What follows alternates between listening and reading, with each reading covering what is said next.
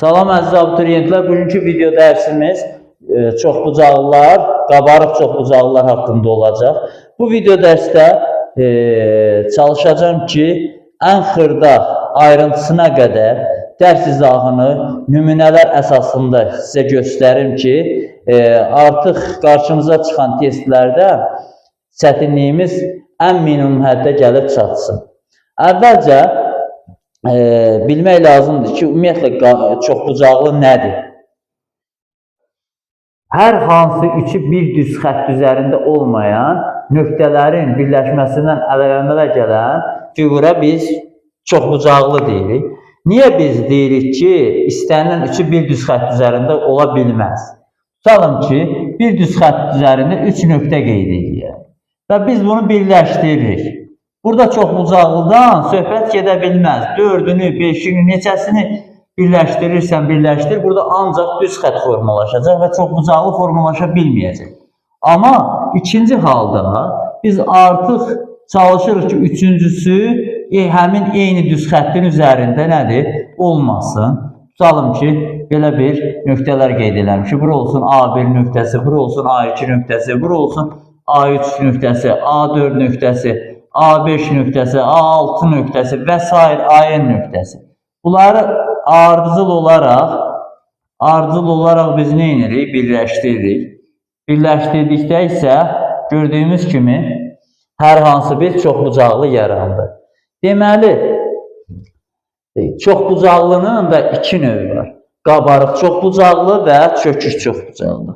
Qabarıq çoxbucaqlı nə deməkdir? Bu çəkdiyimiz qabarıq çoxbucaqlıdır. Ardıcıl iki nöqtəni birləşdirən bir düz xətt çəkirik. Əgər düz xəttdən çoxbucaqlı bir yarım müstəvidə yerləşərsə, biz buna nə deyəcəyik? Qabarıq. Hər hansı bir başqasını da götürsək, ardıcıl birləşdirəndə, fikir verdiyimiz kimi çoxbucaqlı bir üzdə qaldı. İndi bir digər çoxbucaqlı çəkək, olsun belə bir çoxbucaqlı. Çökükdür. Niyə?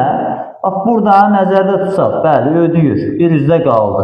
Amma ikinci bu nöqtələri birləşdirəndə, gördüyümüz kimi çoxbucaqlının bir hissəsi bir yarım müstəvidə, digər hissəsi isə digər yarım müstəvidə qaldı. Deməli, bu çoxbucaqlı heç də qabarıq ola bilməz. Birinci çəkdiyimiz qabarıqdır, ikinci çəkdiyimiz isə çökükdür. Biz bundan sonra çökük çoxbucaqlı haqqında heç nə danışmayacaq. Sadəcə çökük çoxbucaqlını biz tanımağa çalışırıq.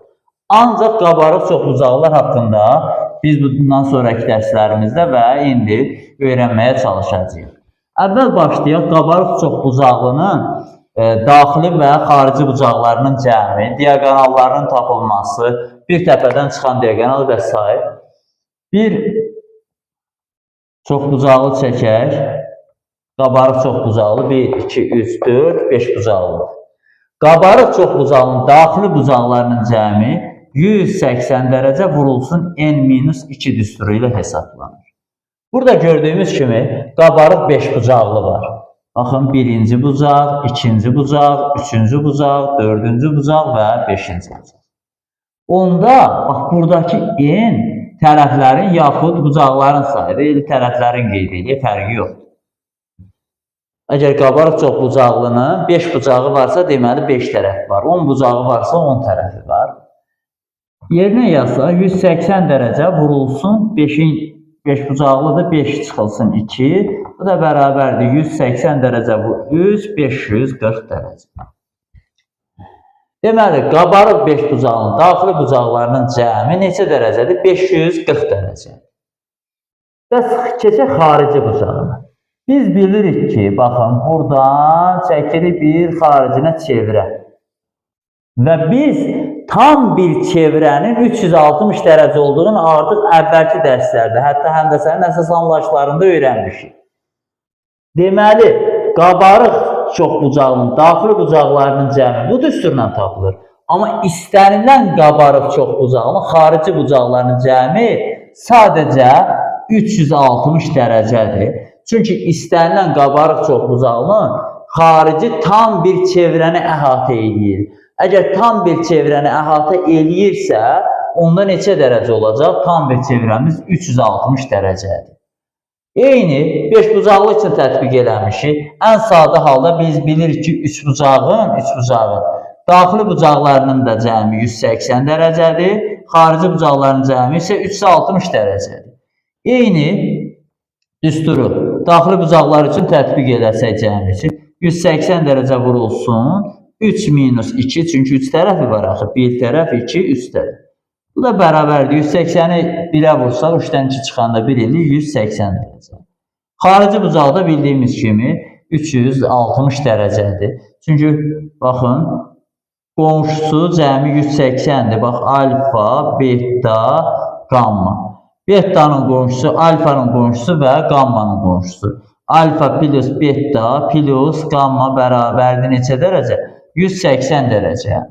Alfanın qonşusuna biz desək x, betanın qonşusuna desək y, gammanın qonşusuna desək z. Deməli, alfa plus x də bərabərdir neçə dərəcə? 180 dərəcə qonşu bucaqlardır. Beta plus y də bərabərdir 180 dərəcə.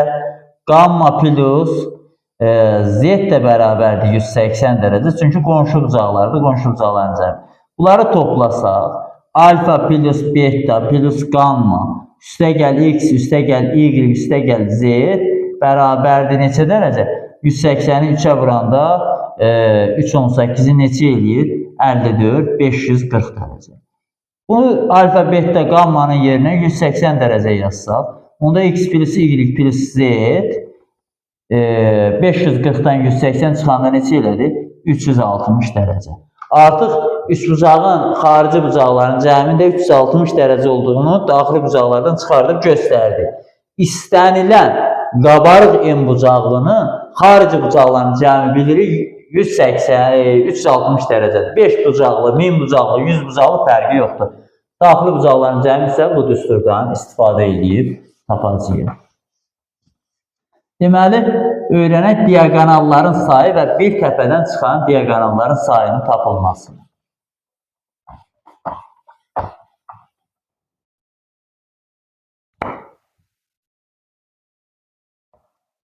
Üç bucaq çəkək, 4 bucaqlı çəkək və 5 bucaqlı çəkək.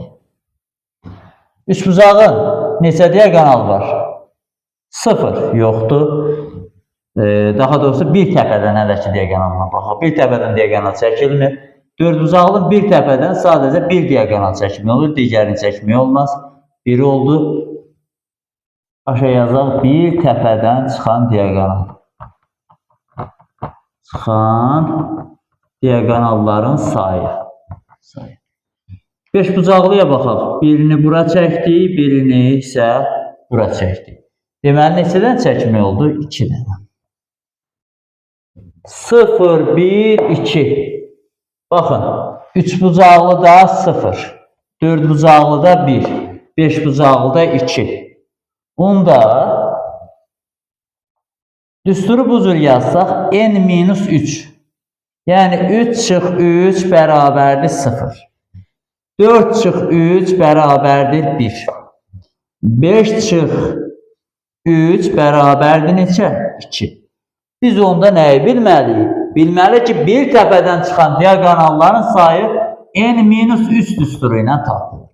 Bizə əgər desə, qabarıq 50 bucaqlının bir təpədən neçə diaqonalı var? Anında bu düstur ağlımıza gələcək. Yazacaq n-3, 50 çıxılsın 3 bərabərdir.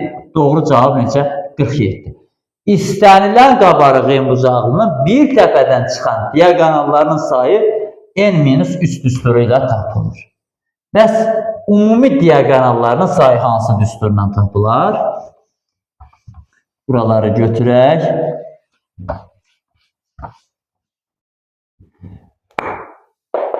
Deməli, 3 bucaqlı 0-dır, 4 bucaqlının 2 diaqonalı var, 5 bucaqlının bir bura çəkdik, bir bura çəkdik. Sonra bura çəkdik. Bitti mi? Bitti. 1, 2, 3, 4, 5 dənə. Düzdür mü? 5 dənə də bunun. Bunun üçün də əlbəttə düstur var. N vurulsun, yuxarını silək, bütün diagonallarımız sayı yazaq. Deməli, qabarıq n bucağının bütün diagonallarının sayı.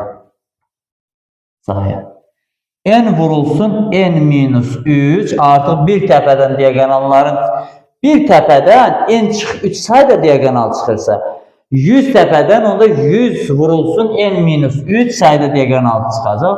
Bunu niyə 2-yə bölür? İndi burada göstərəcəm. Çünki bu təpədən bura da diagonal gəlir. Bu təpədən bura gəlir. Amma iki təpə birləşəndə bir diagonal sayılır da bunu ayrı, bu tərəfdən ora gedəni ayrı saya bilmərik. Ona görə n vur n minus 3 düstur ilə tapılır. Əlbəttə, üçbucaq üçün tətbiq edəsək 3 vurulsun, 3 minus 3 bölünsün 2-yə, bu bərabər eləyəcək 0. Dördbucaqlı üçün təyin edəsək 4 vurulsun 4 minus 3 böl 2, bu bərabərdir 2, doğru cavab ödədir. Beşbucaqlı üçün 5 vurulsun 5 minus 3 bölünsün 2, bu da neynədir? 5 elədir. Deməli, artıq 6 bucaqlı, 8 bucaqlı, 10 bucaqlı və s. və ilə axır bunu neynəmək olar? Tətbiq edib yazmaq olar. Qabarıq n bucağının daxili bucaqlarının cəmi 180 dərəcə vur n-2. Xarici bucaqlarının cəmi 360 dərəcə. Bir təpədən diagonalların çıxan diagonalların sayı n-3, ümumi diagonallarının sayı isə n vurulsun n-3 böl 2 düstur ilə tapılır.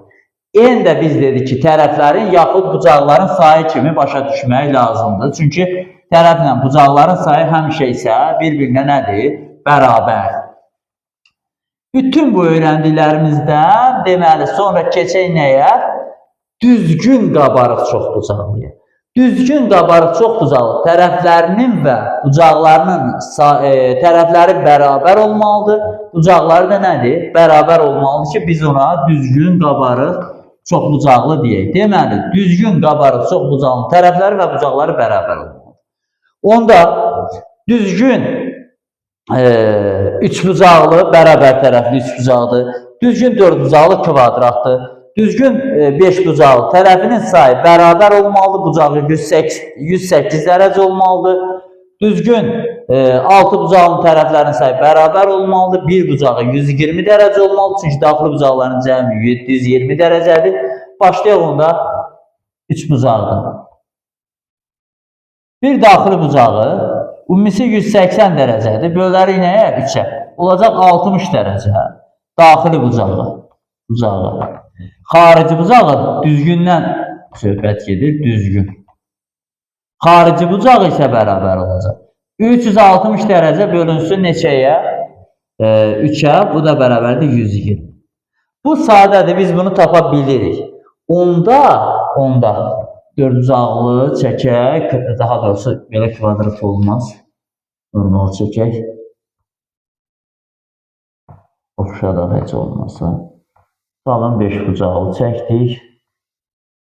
Olsun 5 bucaqlı. Baxın, tərəflər A'dır. Bütün tərəflər bir-birinə bərabər olmalıdır. Bucaqlar da bir-birinə bərabər olmalıdır. Bunu bildik, sadə tapırıq, yazdıq. Bəs bucaqların sayı, tərəflərin sayı çoxaldıqca məcbur düsturdan istifadə eləməliyik. Onda biz bilirik ki, daxili bucaqların cəmi düsturu 180 dərəcə vurulsun n-2 idi. Bucaqlar bir-birinə bərabərsə bir bucaq tapmaq üçün nəyə bölmək lazımdır? Yenə bölmək lazımdır. Bunu yazmışıq, təkrar eləmirəm. Onda dördbucaqlı üçün yazaq. Bilirik ki, kvadratın daxili bucaqları 90-90 bölünür. Onda 180 dərəcə. Dördbucaqlı deyil. 4 çıx 2 bölünsün nəyə? 4-ə. 180-i 2-yə vurduq. 360-360-ı böldük. Neçə düşdü? 4-ə 90 dərəcə. 5 bucaqlı üçün tərtib eləsək, 180 dərəcə vurulsun 5 minus 2 bölünsün nəyə? 5-ə. 5-dən 2, 3 18-in 54, 540, 540-ı da 5-ə böləndə neçə elədi? 108 dərəcə. Onda bütün bucaqları 108 dərəcə, 108 dərəcə, 108 dərəcə və 108 dərəcədir. Hamısı. Biz artıq bu bilirsiniz də 90 dərəcə işarəsi. Yaxşı.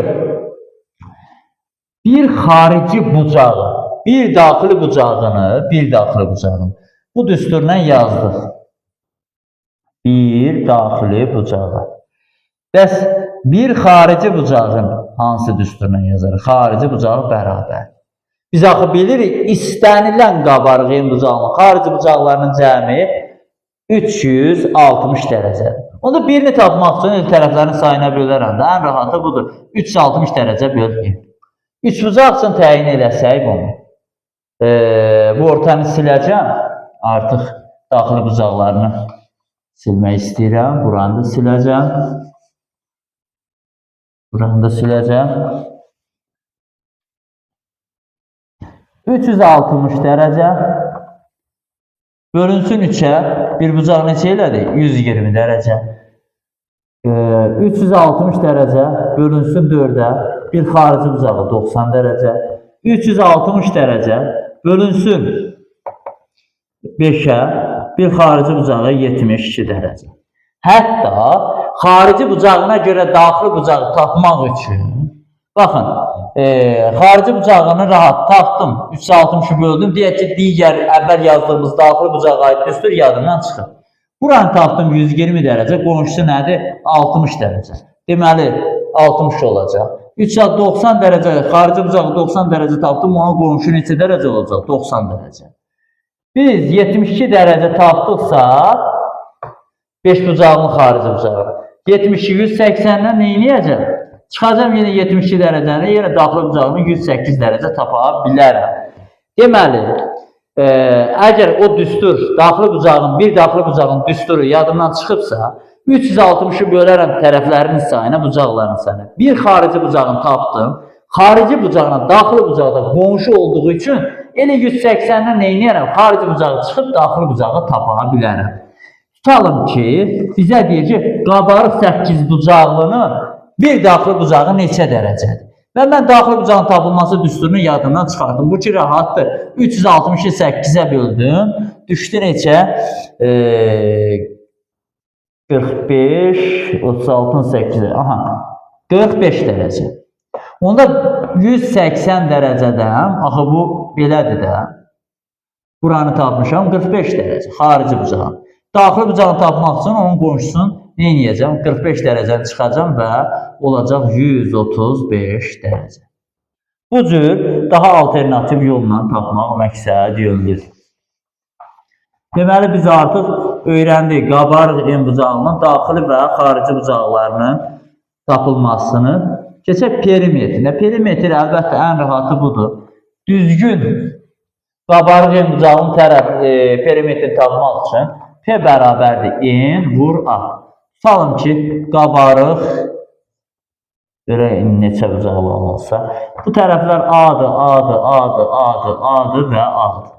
1, 2, 3, 4, 5, 6. 6 bucaqlıdırsa, onda perimetr bərabərdir. 6'nı vurarıq nəyə? A'ya tərəflərin sayını taparıq və perimetrini taparıq və A da bərabərdir 8'ə. P bərabərdir. 6 tərəflidir və tərəfin də biri 8 cm-dir. 6 8-in neçə elədir? Perimetr 48'dir. Bu əlbəttə çox sadədir. Əvvəlcədən də bildiyimiz şeylərdir.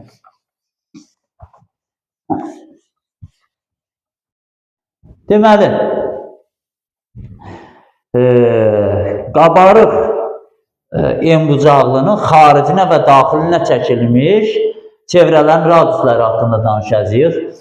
Ən əsası başlayaq 3 bucaqlı, düzgün 3 bucaqlı, 4 bucaqlı, 5 bucaqlı, 6 bucaqlı və bu xüsusi halları olan üçün xüsusi hal çıxardıq və olmayanlar üçün düsturla neyniyək? Tətbiq edirik. Keçək birinci 3 bucaqlıdan. Tutalım ki, düzgün 3 bucaqdır və xaricinə biz nə çəkmişik? Çevrə çəkmişik. Və çevrənin radiusunu qeyd edirik. Bu olur böyükdür. Yuxarıdan çəkəcəm bunu.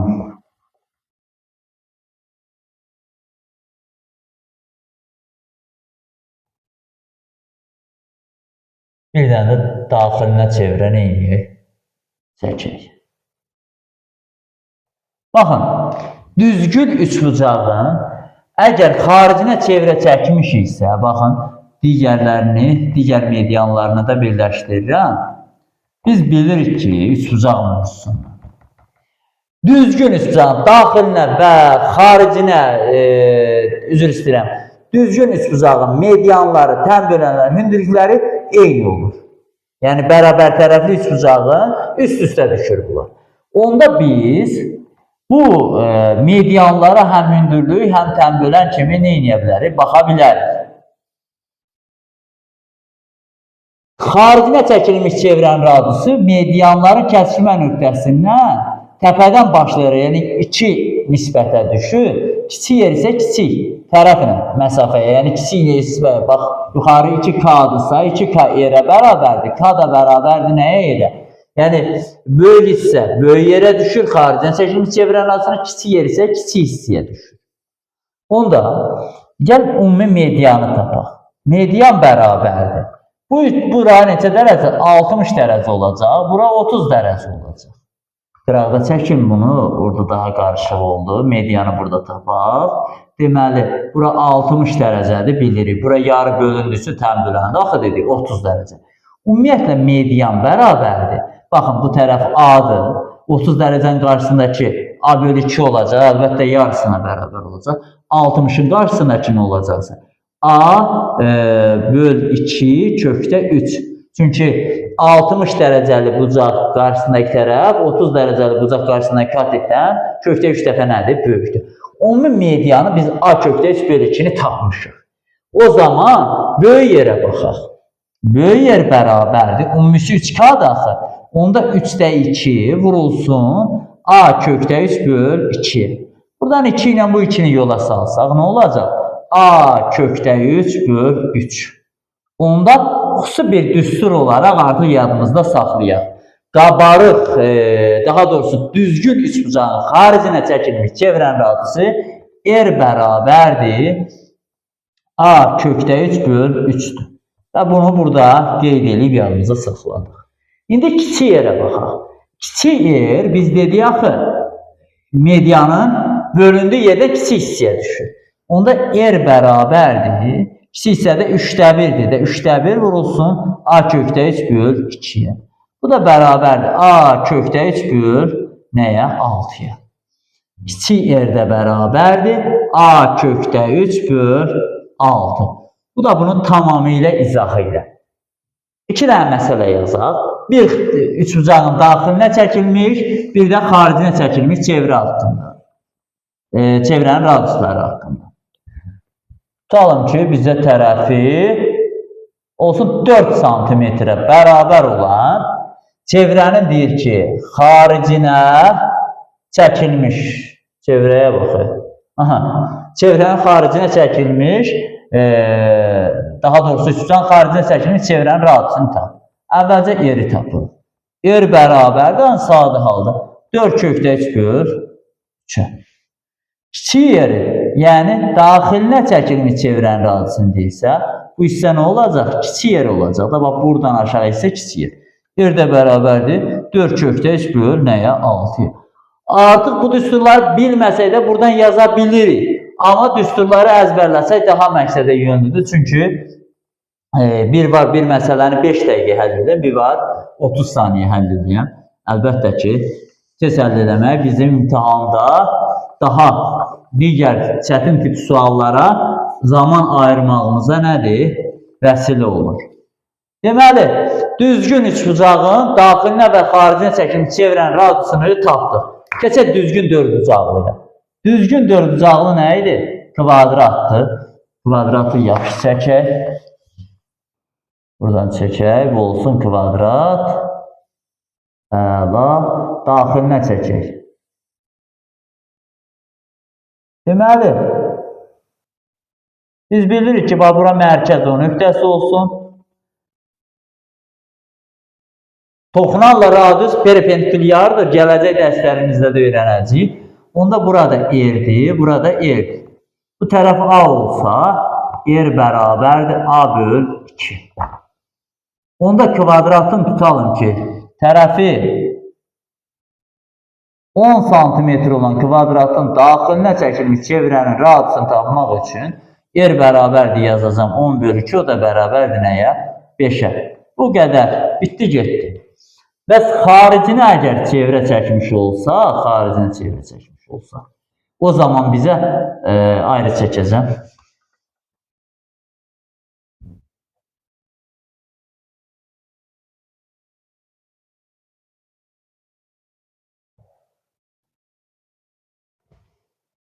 O zaman bizim karımıza diagonal gələcək. Bura A tərəfi, burada A tərəfi. Biz bilirik ki, bərabər yanlı düzbucaqlı üçbucaqda, bərabər yanlı düzbucaqlı üçbucaqda S bərabərdir, yəni hipotenuz. Burada da S-nin yerinə nə dayanır? Diagonal dayanır. Bu da A tərəf, A tərəf, A katet. A katet burada dedə hipotenuzdur. A kökdə 2-yə bərabər. Bura mərkəz O nöqtəsini qeyd edərsək, onda çevrənin diametri elə bu kvadratın diagonalına bərabərdir. Onda R də bərabərdir, böyük R yazaq. Böyük R də bərabərdir A kökdə 2 bölü 2, yəni diagonal bölü 2. Çünki diagonal diametr rolunu oynayır. Məsələn, elə 10 üçün nəzərdə tutaq. Xaricinə biz çevrə çəkmişiksə, burada xaricinə çəkilmiş çevrənin radiusunu tapmaq üçün R bərabərdir. Deməli, 10 kökdə 2 bölü 2, bu da bərabərdir nəyə? 5 kökdə 2 olacaq. Qabarıq, daha doğrusu kvadratın daxilinə çəkilmiş çevrənin radiusu R bərabərdir. A bölü 2 düsturu ilə tapılacaq. Xaricinə çəkilmiş çevrənin radiusu A kökdə 2 bölü 2 düsturu ilə tapılacaq.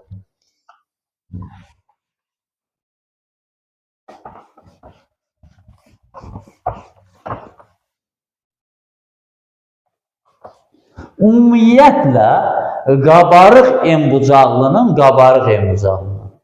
daxilinə və xaricinə çəkilmiş çevrələr üçün xüsusi düsturlar var. Qabarıq M bucaqlının birinci çəkək, belə bir qabarıq M bucaqlı olsun və xaricinə belə yox, normal çevrə, deməli, belə bir çevrə çəkmişik. R bərabərdir A bölünsün 2 sinus 180 dərəcə bölünsün N düsturu ilə tapılır. Bəs daxilinə əgər biz çevrə çəkiriksə, R bərabərdir A bölünsün 2 tangens 180 dərəcə bölünsün N düsturu ilə tapılır. Bizdə ki, kiçik radiusu tapmaq üçün böyük radius vurulsun kosinus 180 dərəcə bölünsün N düsturu ilə tapılır. Bu düsturları qıraqda yazıram. Altı bucaqlı üçün digər üsullarla, daha doğrusu daha sadə üsullarla altı bucaqlının daxilinə və xaricinə çəkilmiş çevrənin radiuslarını tapacağıq və bu düsturları da yerinə yazıb yoxlayacağıq. Bu düsturlar həqiqətən ödəyirmi, yoxsa ödəmir. Ona görə sətlə çəkək, qoyaq, bu düsturlar qalsın burada. Bir dənə düzgün altı bucaqlı çəkək.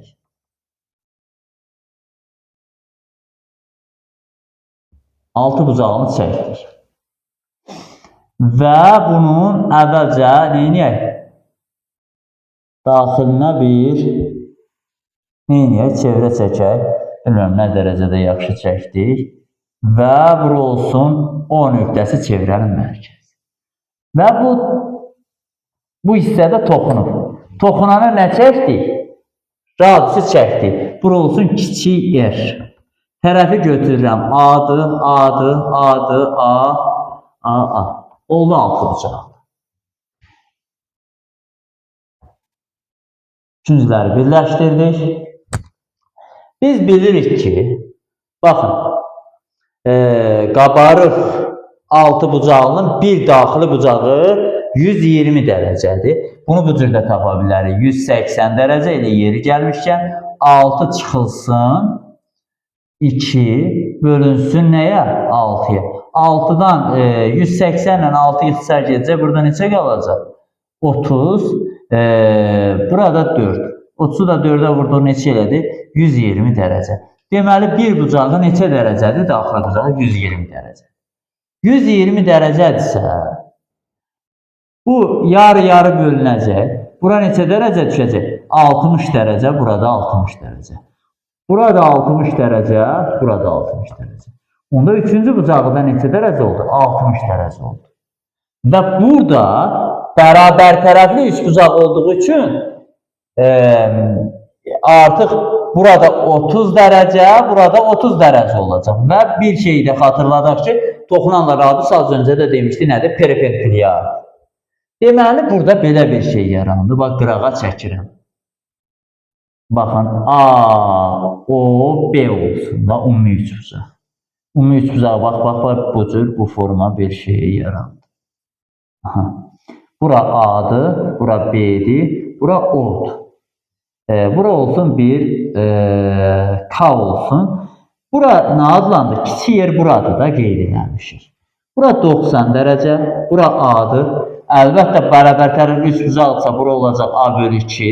İkinci bir yerdən də bura neçə dərəcədir? 60 dərəcə, bura artıq bölünüb 30 dərəcə. 30 dərəcəli katet A bölü 2-dirsə, 60 dərəcənin qarşısındakı, yəni yer bərabər olacaq. A kökdə 3 böl 2. Çünki 60-ın qabağındakı 30-un qarşısındakindən kökdə 3 böl, daha doğrusu kökdə 3 dəfə nədir? Çoxdur. Deməli, qabarıq düzgün altı bucağının daxilinə çəkilmiş çevrən radiusu R bərabərdir. A kökdə 3 böl 2-dir. Bunu da burada nə edirik? Yazaq. R bərabərdir. A kökdə 3 böl 2. Bir nümunə də həll edək. Bizə deyir ki, qabarıq altı bucaqlının tərəfi 6 sm olarsa, A bərabərdir 6 sm olarsa, daxilinə çəkilmiş çevrənin radiusunu tapın. Anındaca nə yazacaq? 6 kökdə 3 böl 2. Bu da bərabərdir 3 kökdə 3 santimetrə. Keçək, xaricinə çəkilmiş çevrənin radiusunu tapaq.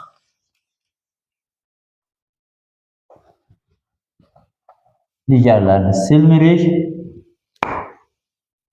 Əvvəl çevrəni çəkək daha rahat olması üçün. Altı bucaqlı. Altı bucaqlı. Buranı biraz yaxşı götürməliyik. Nəysə, belə bir şey.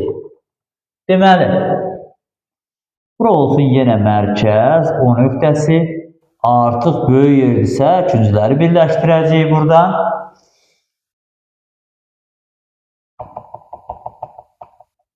Bu diagonalda neyini birləşdirək? Böyük diagonal. Deməli, biz nə dedik? Dedik ki, bura 60 dərəcə, burada 60 dərəcə olacaq, 60 dərəcə, 60 dərəcə və 60 dərəcə. Tərəf nə idi? A-dır. Bərabər tərəfli üçbucaqdırsa, burada A-dır, burada nədir? A-dır. O zaman daxilinə çəkilmiş çevrən radiusu A kökdə 3 böl 2-dir. A kökdə 3 böl 2-dir. Orada gərək deyərdim. Onda kiçik diagonalda axı nə olacaq? A kökdə 3 olacaq da, kiçik diagonal A kökdə 3 olacaq, kiçik diagonalın yarısıdır da yer. İndi burada böyük diagonala baxaq. Bu mərkəzdən bura birləşən A-dırsa, onda burada A olacaq, burada A olacaq. Böyük diagonal onda, böyük diagonal. Deməli, böyük diagonal bərabər olacaq nəyə? 2A-ya. İndi radiusa baxsaq, burada axı bu A ilə bərabər deyilmi? R-ə.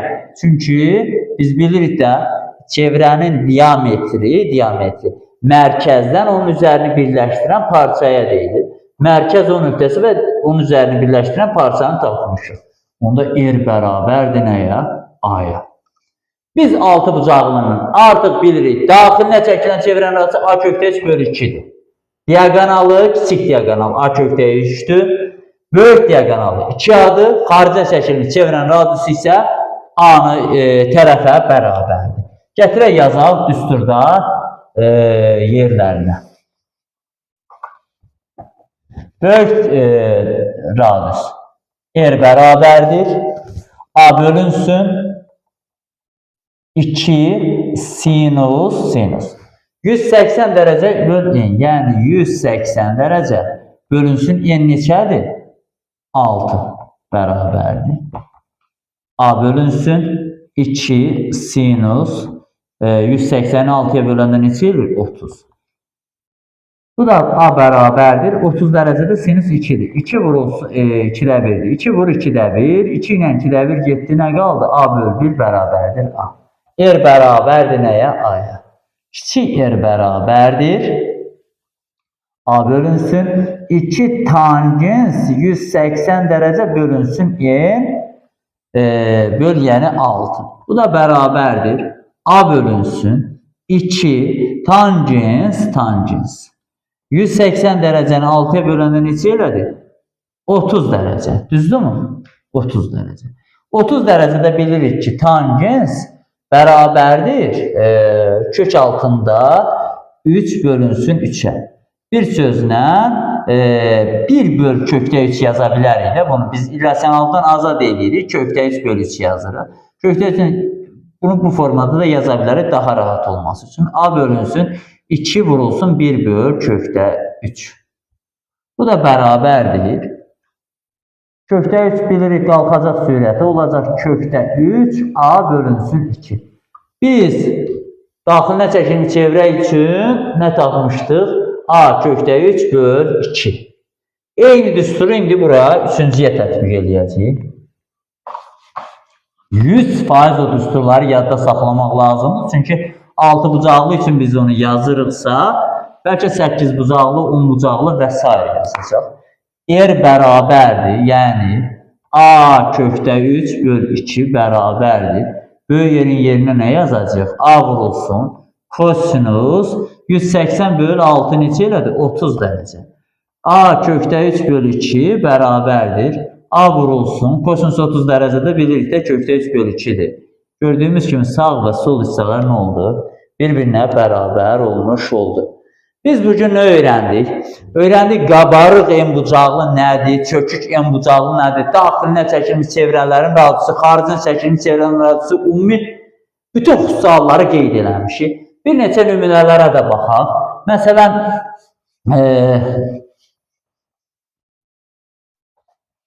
deyir ki, eyni çevrənin